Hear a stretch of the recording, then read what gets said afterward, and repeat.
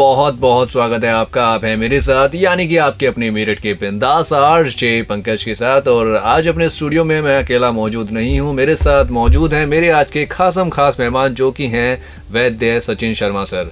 Sir स्वागत है आपका। धन्यवाद। सर आज बेसिकली किस टॉपिक पर बात करने के लिए हम यहाँ पर मौजूद हुए हैं? आज हम आयुर्वेद के विषय में यहाँ पर कुछ चर्चा करेंगे। आयुर्वेद के बारे में हम चर्चा करने वाले हैं। और सर सबसे पहले मेरा सवाल आपसे यही है, आयुर्वेद क्या है? आयुर्वेद ना कोई दवाइयों की पद्धति है, आयुर्वेद एक जीवन को जीने का तरीका है। आयुर्वेद का मतलब ही दो शब्दों से मिलकर बना है, आयु प्लस वेद। आयु का मतलब होता है हमारा जीवन काल और वेद से मतलब है ज्ञान। अभी हम आपसे जानना चाहेंगे आयुर्वेद कितना लाभदायक है, उस बारे में हमें कुछ बताइए। आयुर्वेद बहुत ही लाभदायक है और आयुर्वेद को लेने से ना कि रोग ही कटते हैं लेकिन आदमी को जीने का तरीका और उसको लंबी आयु प्राप्त होती है। सर आगे बात करते हैं आयुर्वेद के बारे में। तो आयुर्वेद कितना पुराना है? आयुर्वेद सृष्टि के निर्माण होने से भी पुराना है, ऐसे प्रमाण मिलते हैं।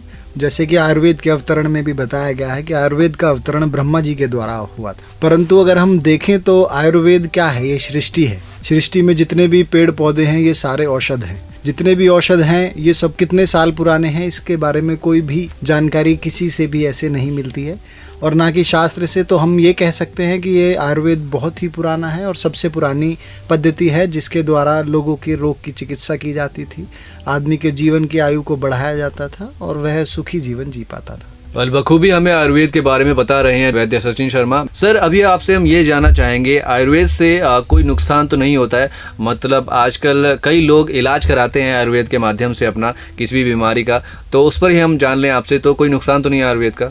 आयुर्वेद से नुकसान भी ज़रूर होते हैं। आयुर्वेद की कोई भी दवाइयाँ, किसी भी दवाई का अगर गलत प्रयोग किया जाएगा तो वह नुकसानदायक होता है। जैसे कि हम कोई भी दवाई को एक्स्ट्रा डोज में लेंगे तो उसके अपने इफ़ेक्ट्स दिखेंगे, किडनी पे, लीवर पे उसके इफ़ेक्ट्स दिखेंगे। कोई भी पॉइजन है या कोई भी एक्स्ट्रा डोज में जो भी बॉडी में अंदर जाएगा वो नुकसान पहुंचाता ही है, चाहे वो आयुर्वेद हो, चाहे वो एलोपैथ हो, चाहे वो होम्योपैथ हो। इसीलिए कहा भी जाता है कि वैद्य की ही परामर्श से ही आयुर्वेद दवाइयाँ लेनी चाहिए, अदरवाइज वो आपकी बॉडी में बहुत ज़्यादा नुकसान पहुँचा सकते हैं। मतलब कहीं ना कहीं हम ये कह सकते हैं कि लोग खुद से ही अपना उपचार करना शुरू कर देते हैं इधर उधर से सुन के, वो कहीं ना कहीं गलत है। बिल्कुल बिल्कुल बिल्कुल गलत है। सर अभी आपसे हम ये जानना चाहेंगे, आयुर्वेद के बारे में हम इतनी सारी बातें कर रहे हैं तो थोड़ी सी बातों को आगे बढ़ाते हैं। और अब आपसे मेरा सीधा सवाल ये है, आयुर्वेद की जो दवाइयाँ आती हैं मार्केट्स में, क्या ये महंगी होती हैं दूसरी दवाइयों के मुकाबले? आयुर्वेद की सभी दवाइयाँ महंगी नहीं होती हैं। आयुर्वेद, पहले तो हमें ये समझना चाहिए कि आयुर्वेद है क्या, आयुर्वेद की दवाइयाँ क्या हैं। आयुर्वेद की दवाइयाँ वो हैं जो सब हमारे रसोई में भी मौजूद होती हैं। जैसे कि मैंने कार्यक्रम की शुरुआत में ही बताया था कि जो भी सृष्टि पर पेड़ पौधे हैं, जीव जंतु हैं, वो सब औषध हैं। तो कोई भी औषध महंगी कैसे हो सकती है जब वो इतनी मात्रा में इस धरती पर मौजूद है? तो कोई भी वस्तु जैसे हल्दी, मेथी, सौंठ, ये सब चीज़ें हमारी रसोई में बहुत ही आसानी से और कम मूल्य की दरों पर उपलब्ध होती हैं। तो ऐसे में कहा जाना बहुत मुश्किल है या कहना बहुत गलत होगा कि आयुर्वेद बहुत महंगा इलाज है। आयुर्वेद की दवाइयों के बारे में जाना हमने सर से। सर अभी आपसे मैं ये जानना चाहूँगा, आयुर्वेद मतलब हम इतनी सारी इस पर बातें कर रहे हैं तो हर उम्र के लोग होते हैं, है ना? तो क्या आयुर्वेद से उनकी जो समस्याएं होती हैं, किसी को कुछ रोग होता है, किसी को कुछ होता है, तो क्या उन समस्याओं का भी निवारण हो सकता है, उन समस्याओं का भी इलाज हो सकता है आयुर्वेद से? जी बिल्कुल पंकज जी, ऐसा है कि आयुर्वेद में कोई भी बीमारियों का वर्णन करने से पहले आचार्यों ने दोषों का वर्णन किया है। जैसे उन्होंने बताया कि हमारे शरीर में 3 दोष होते हैं, वात, पित्त और कफ। उन्हीं की असाम्य अवस्था से रोग की उत्पत्ति होती है। तो वृद्ध अवस्था में वायु, जिसको हम वात दोष बोलते हैं, वो बढ़ जाता है, जिसके कारण कमर में दर्द, घुटनों में दर्द ये होने लगता है। इस समस्या का समाधान केवल आयुर्वेद के पास है, एलोपैथ के पास या किसी भी और पद्धति के पास इस चीज़ का कोई इलाज नहीं है। सर कुछ लोग ऐसा भी सोचते हैं कि आयुर्वेद से तो हमें लाभ नहीं हुआ, तो उनको क्या कहना चाहेंगे आप? देखिए, आयुर्वेद से लाभ नहीं हुआ ये कहना बहुत ही गलत है। हमने लिया कैसे, किसके परामर्श से लिया? जब हम एलोपैथिक या किसी भी अन्य पद्धति के डॉक्टर को दिखाते हैं तो जब अगर एक डॉक्टर से लाभ नहीं होता है तो हम उसके दूसरे डॉक्टर के पास जाते हैं, ना कि हम ये कहते हैं कि हमें किसी भी दवाई से लाभ नहीं हुआ। लेकिन ऐसा आयुर्वेद वाले के साथ नहीं होता। आयुर्वेद के डॉक्टर को एक को दिखाया जाएगा तो उसकी अगर दवाई से कोई असर नहीं हुआ तो ये कह दिया जाता है कि आयुर्वेद ही खराब है। तो पूरे आयुर्वेद को दोषी ठहराना ये बहुत गलत है। कहीं ना कहीं सही ढंग से अगर चीज़ों को लिया जाए, सही ढंग से इस्तेमाल की जाए, तभी वो सही है। सर बहुत से लोग ऐसे होते हैं जो आयुर्वेद के माध्यम से अपना इलाज कराना चाहते हैं, लेकिन सही जगह उन्हें नहीं पता लग पाती है। आप भी वैद्य हैं और आयुर्वेद के माध्यम से ही इलाज करते हैं लोगों का। तो जो लोग आपसे आकर मिलना चाहते हैं, जो लोग आपसे संपर्क करना चाहते हैं, तो किस तरीके से आपसे मिल सकते हैं? कहाँ आपका क्लिनिक है, क्या क्लिनिक का नाम है? प्लीज़ हमें उस बारे में कुछ बताइए। मैं मेरठ के एक मुख्य अस्पताल आनंद अस्पताल में अपना क्लिनिक चलाता हूँ। पिछले कुछ वर्षों से मैं वहीं पर ही प्रैक्टिस कर रहा हूँ और मेरा क्लिनिक वहीं पर ही है, OPD नंबर 19। सर मिलने का समय क्या होता है, मतलब यहाँ पर? मिलने का समय सुबह 10 बजे से और दोपहर 4 बजे तक का है।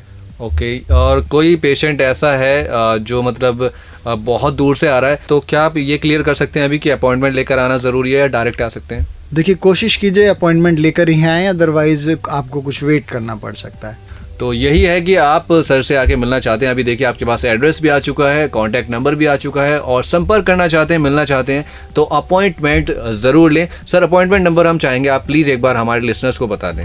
8266995070। तो ये नंबर होता है वैद्य सचिन शर्मा सर का। सर अभी आपसे मैं ये जानना चाहूँगा, एक हमारे लिसनर का ही सवाल आप कह सकते हैं कि जो सबसे मुख्य चीज़ क्या होती है जिससे इंसान रोग मुक्त रह सकता है, उस पर कुछ हमें बताइए, उसके बारे में कुछ बताइए।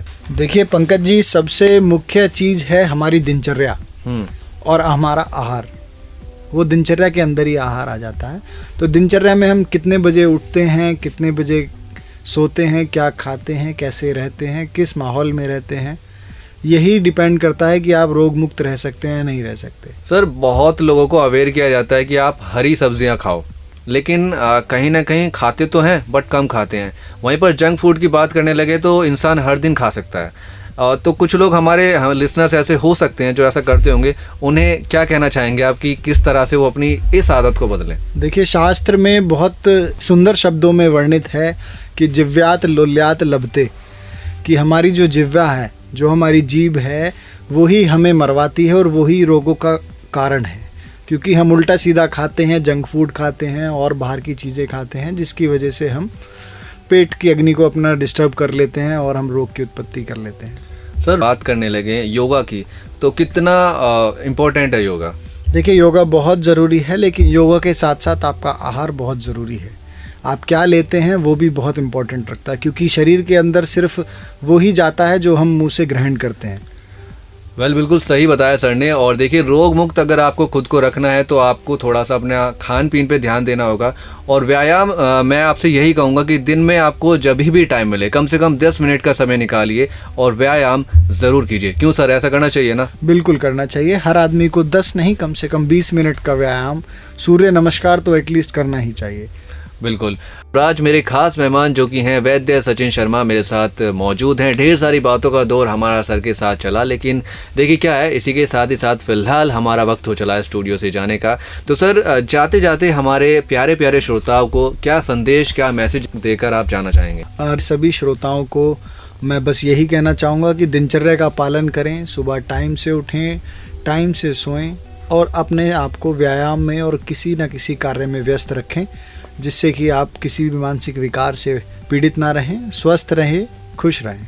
बहुत प्यारी बात सर ने कही। और ये थे मेरे साथ वैद्य सचिन शर्मा। तो ये बातें हुई सर की, लेकिन हर बार की तरह मैं भी आपसे जाते जाते कुछ बातें कहकर चाहता हूँ कि आप अपना ख्याल रखिए, अपने आसपास साफ सफाई बनाकर रखिए, पेड़ पौधे लगाइए, हरियाली फैलाइए, पानी को बचाइए। घर से जब भी निकलते हैं 2 व्हीलर से प्लीज़ हेलमेट लगाइए और 4 व्हीलर से जाते हैं तो सीट बेल्ट लगाइए। और क्या कीजिए, हंसते रहिए, मुस्कुराते रहिए।